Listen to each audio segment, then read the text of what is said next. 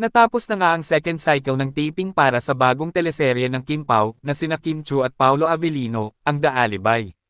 At dahil nga dito, ay pauwi na sila sa Manila. At kapansin-pansin ng mga fans ang sobrang pagiging sweet at gentleman ni Paolo Avellino dahil siya di umano ang nagdadala ng mga gamit o bagahe ni Kimi dahil ayaw niyang mahirapan ang kanyang Chinite princess. Ayon nga sa iilang komento ng mga netizens, nakakilig kahit likod lang ng Kim Pao. Ayan na ha, bit-bit na lahat ni Paolo ang gamit ni Kim. Baka may magreklamo pa, walang maleta si Pao. Haha, saan kaya nakasiksik mga gamit niya? Another delulo to unlock. Bit-bit palagi ni Pao yung taping chair nila. Iyan ang totoo na relationship, low-key lang.